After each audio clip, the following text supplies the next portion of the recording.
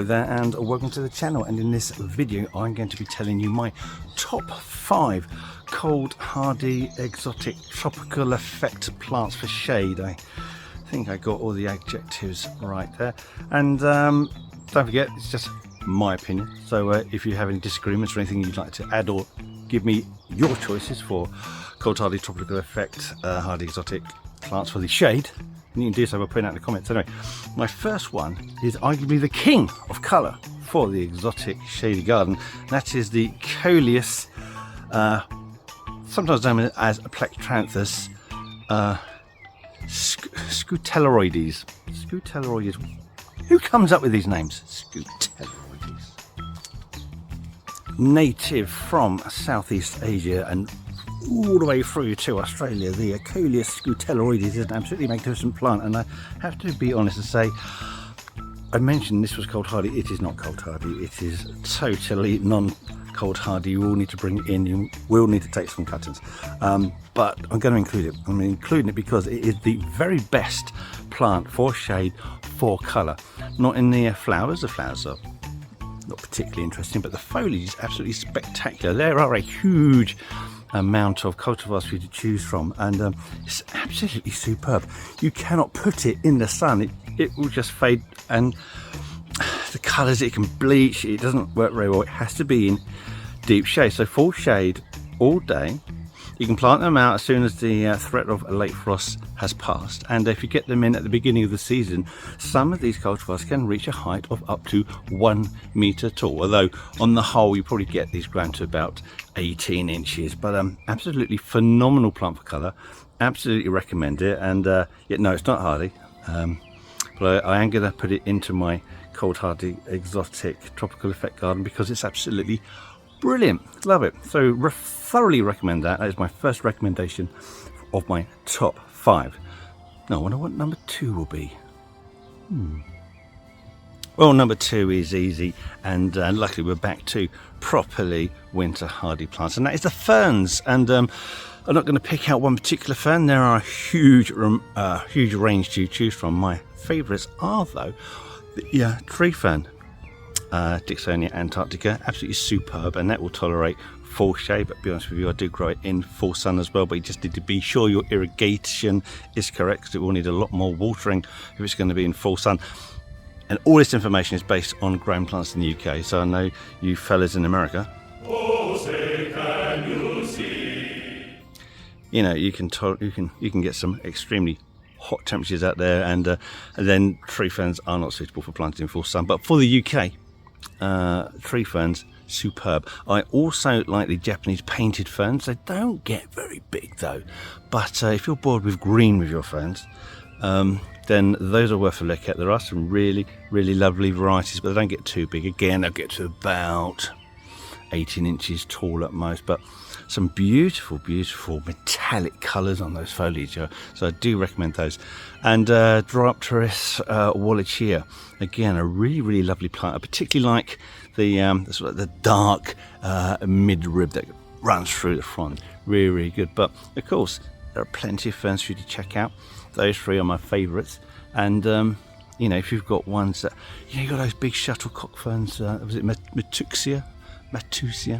Can't remember that one exactly now, but I've tried growing those before, and although you'll see some wonderful pictures of these, of some big handsome specimens where I've grown them, they've always looked a bit messy, so or untidy I suppose is the word, and I do like a bit of tidiness in my garden.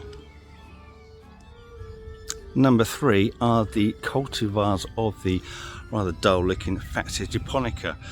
It's evergreen, lovely glossy leaves. Those leaves can get to a decent size, but it's the variegated cultivars that I particularly like, and of those my favourite is the wonderful spider's web.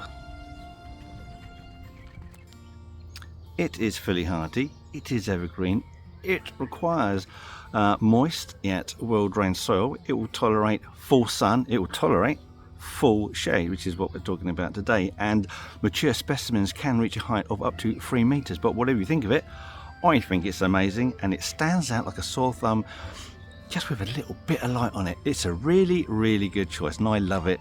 That's why I've got one in my garden in the shady part. Now, check out this little monkey. This is Sorbaria sorbifolia. There's a lot of sorbs in that. The reason why, this is Sem, cultivar Sem. The reason why it's got lots of sorbus in it is because it looks very similar to the sorbus area, which I will show you because we've got the tree right next to us. But absolutely lovely, deciduous. It will tolerate full sun to partial shade, which is why we've got it in our shady area at the front of the border. So it's rather lovely. It does start quite early in spring, but what I really like about it, this gorgeous pink tinge and this new growth. So only gets about 3 foot tall at most, possibly a touch more, but yeah, it's pretty tough. Again, requires free draining, but you know, fairly moist soil throughout the year, and it's an absolute stunner. You don't see it very often, but it really is a lovely plant. And again, that's why this one is in my garden. Oh, we're getting to the end, I can feel it. Now, for my 5th choice, I'm going to give you Colourful esculenta. Now, I know you're going to say, but that's not hardy salmon, but bear with me. And also, after this 5th choice, I'm going to give you just run a few names at you as other really good contenders, but that didn't make my top 5. Anyway, Colourful esculenta, native to Asia, a food crop for many countries, and often grown now in exotic gardens, perfectly capable of tolerating the shade, can grow up to about 1.5 meters with leaves up to 90 centimeters long. And the reason I'm talking about this one, despite it being perfectly capable of growing in partial shade, full sun, so very good for a shady English garden border, is because there is a cultivar called a mammoth, and that cultivar mammoth has been known to survive outside throughout our UK winters. Rather unusual, you wouldn't expect it to do so, but I'm hearing more and more people saying that they've grown it quite successfully with no problems at all. So that is why I'm putting it in my top 5. But if you've got any experience of that, successful experience of overwintering, or any great tips that you can provide regarding your successful overwintering of the Colourful esculenta mammoth, then let us know. Before I go, just going to run you a few more names of cold hardy exotic tropical effect plants for your shade loving borders. Okay, these are for you to look at and decide as to whether you like them or not. But you have the hibiscus mochitos, I think that's the correct way to pronounce it. Absolutely massive, very colourful blooms that I really like. Now this is a surprise one, Musabasju, the hardy Japanese banana. Does tolerate shade, but I guess quite tall. I think it's about 3.5 meters tall. So even though you might plant it in the shade, it's probably going to grow to full sun. But again, if you've got a lot of shade, that's one to look at. Canna lilies, they do very well. They won't flower as well as they would do in full sun, but so long as they're in at least partial shade, you will get them to flower.